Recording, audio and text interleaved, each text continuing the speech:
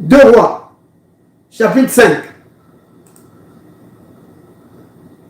Alors, voici ce que les Écritures disent.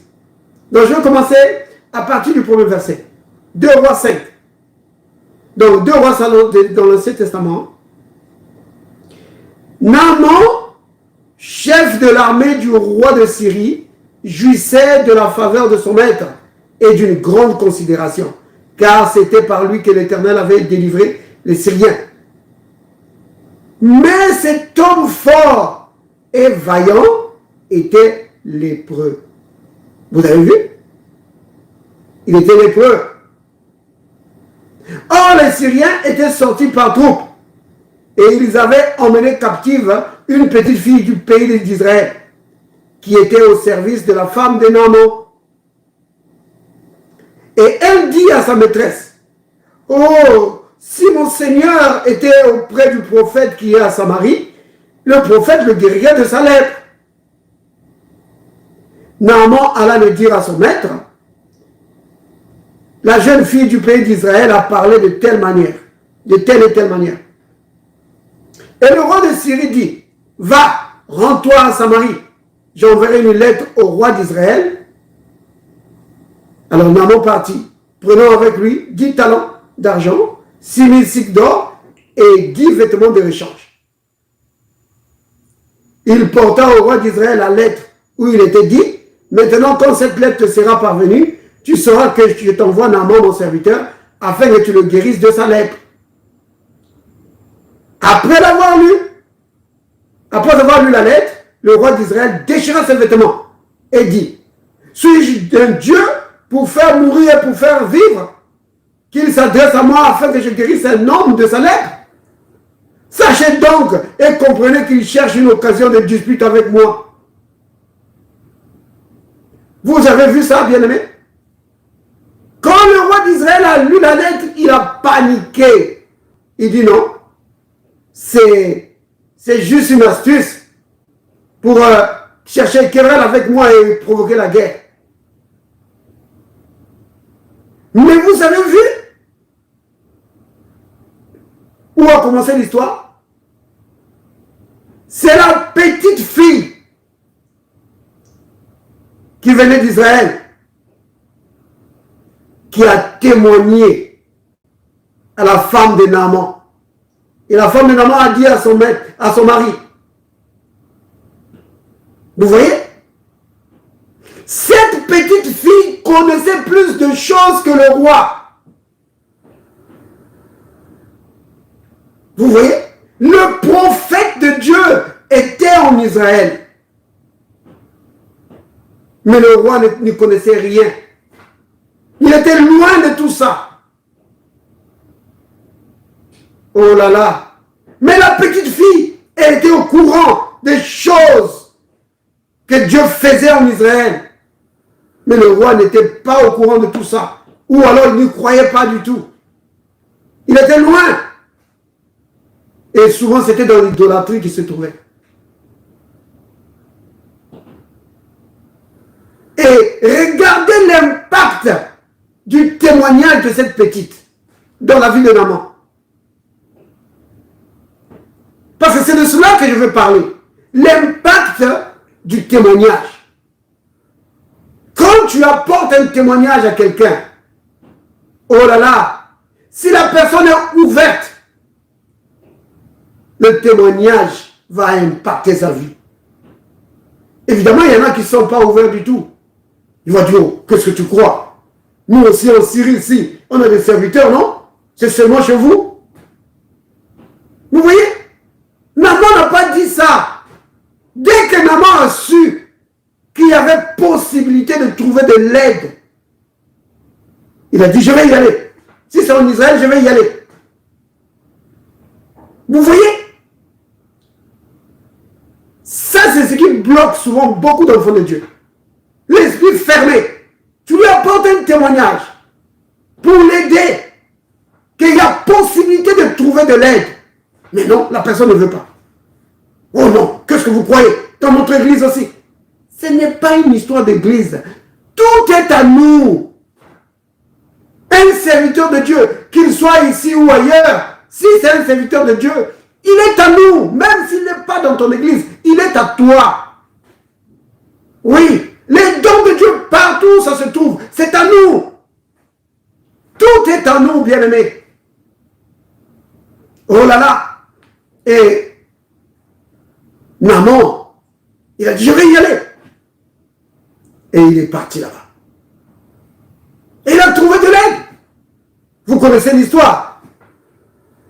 Bon, lui-même, il a failli être bloqué, mais grâce à son serviteur, il a pu quand même faire ce que le prophète lui a dit. Et il a trouvé de l'aide. Il a été guéri de sa lèpre. Naaman, vous vous rendez compte? Un grand officier comme ça, quelle honte c'était pour lui. Il avait vaincu les armées. Oui, l'armée d'Israël l'avait vaincu. Il avait vaincu d'autres peuples. Mais devant la maladie, non. Parce que ça se passait dans un autre domaine. Oui, il ne pouvait pas vaincre la lèpre juste avec son épée. Oh non! Il fallait la puissance de Dieu. Vous voyez bien aimé? Et dès qu'il a su qu'il pouvait trouver de l'aide, oh, il a saisi sur l'occasion. L'impact du témoignage, bien aimé. Grâce au témoignage de cette petite fille, toute une vie a été changée. Et l'impact du témoignage dans la vie de Naaman, c'était pas seulement la guérison, mais aussi sa vie spirituelle.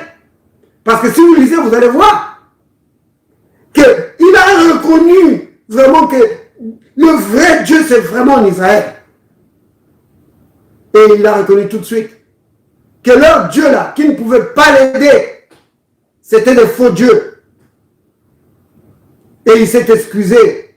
Il a dit, oh, que le serviteur de Dieu m'excuse parce que je accompagne le roi quand il va adorer les faux dieux. Le prophète lui a dit, vas en paix. C'est ton travail, tu dois le faire. Bien-aimé, l'impact du témoignage. Vous savez que l'histoire de la dame à la perte de sang dans la Bible, cette dame, si vous lisez dans la Bible, notamment dans le livre de Marc, au chapitre 7, vous allez voir que cette dame se disait en elle-même, si je peux seulement toucher son vêtement, je serai guéri. Mais d'où lui est venue cette idée? C'est parce qu'on lui avait parlé de Jésus, on lui avait témoigné de Jésus. Vous comprenez? Donc, celui qui lui avait témoigné de Jésus avait fait vraiment un bon travail. Oui, le témoignage de Jésus a eu vraiment de l'impact dans sa vie. C'est pourquoi ça a suscité la foi en elle. Oui. Vous voyez, autant chez Naaman que c'est cette dame à la perte de sang, le témoignage a eu comme impact une foi qui l'a poussé à l'action. Oui. Naaman, quand il a entendu ça, ça a généré de l'espoir en lui. Ça a généré la foi en lui. Et ça l'a poussé à l'action. Il n'est pas resté là juste pour dire, oh, ok, bon, je verrai un jour. Oh non. Il a dit, je vais y aller. La dame, à la perte de sang, la même chose. Quand elle a entendu parler de Jésus, ce témoignage à ses oreilles a produit en elle. Oh là là. Parce que vous comprenez bien aimé, qu'elle n'avait plus d'espoir dans la médecine. La médecine ne pouvait pas l'aider. 12 ans durant. Pas de solution. Pas de solution. 12 ans. Mais quand elle a entendu, quand elle a entendu ces témoignages sur Jésus, elle a dit, oh, il y a de l'espoir pour moi. Mais, regardez bien, prenons dans Luc, hein, Luc chapitre 6. Je ne vais pas parler longtemps. Luc 6. Regardez ça. À partir du verset 17. Hein.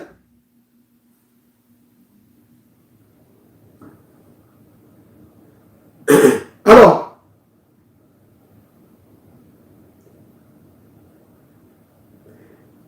on parle ici de... donc, le Christ vient, il descendit avec eux et s'arrêta sur un plateau où se trouvait une foule de ses disciples et une multitude de peuples de la Judée, de Jérusalem et de la contrée maritime, de Tyr et de Sidon, étaient venus pour l'entendre et pour être guéris de leur maladie. Verset 18. Ceux qui étaient tourmentés par les esprits impurs étaient guéris. Et toute la foule cherchait à le toucher. Pourquoi?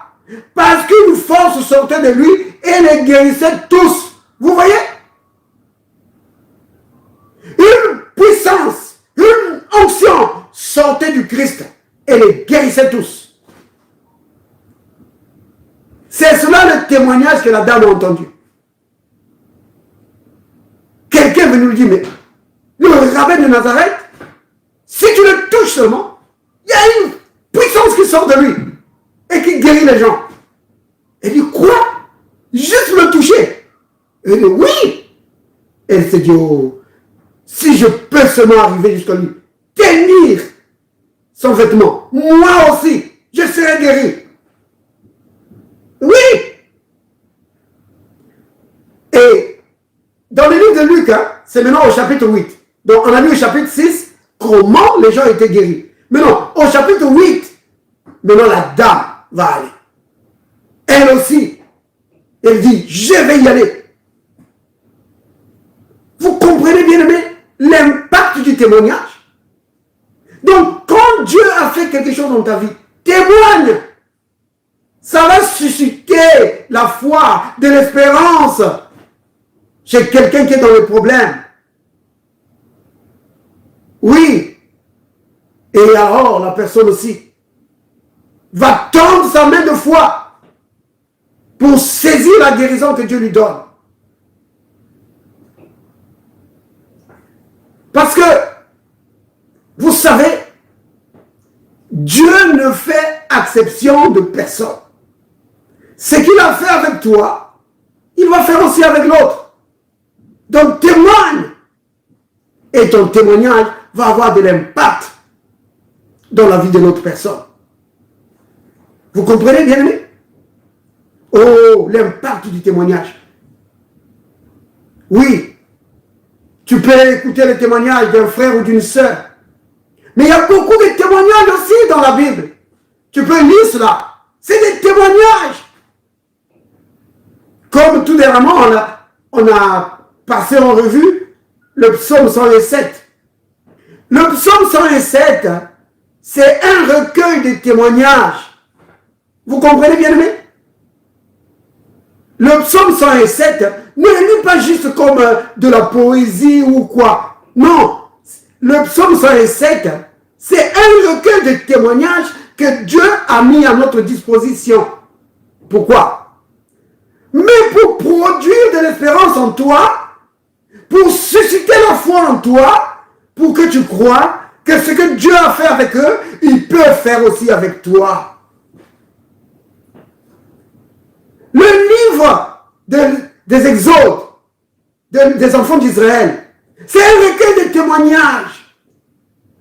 Quand tu vois comment Dieu a fendu la mer rouge devant les enfants d'Israël, ce témoignage-là doit susciter la foi en toi. Ça doit susciter de l'espérance en toi. Que si tu es devant la mer rouge des problèmes, sache que Dieu va aussi fendre la mer rouge pour toi, pour que tu traverses. Alléluia. Béni soit le nom du Seigneur. Vous comprenez bien aimé? Oh, l'impact du témoignage. Ça produit de l'espérance. Ça suscite la foi. pour te faire triompher. Béni soit le nom du Seigneur. Alors, disons tous ensemble, bien-aimés, Père, merci pour ton amour envers nous.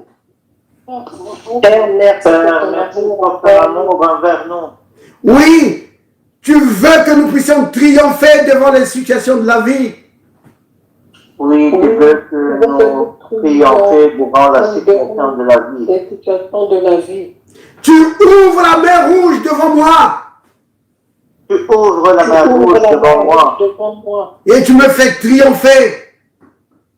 Et tu me fais triompher. Béni sois-tu, Père. Béni sois-tu, Père. Au nom de Jésus. Au Au nom de nom de Jésus. Amen. Amen. Amen. Soyez bénis, bien-aimés.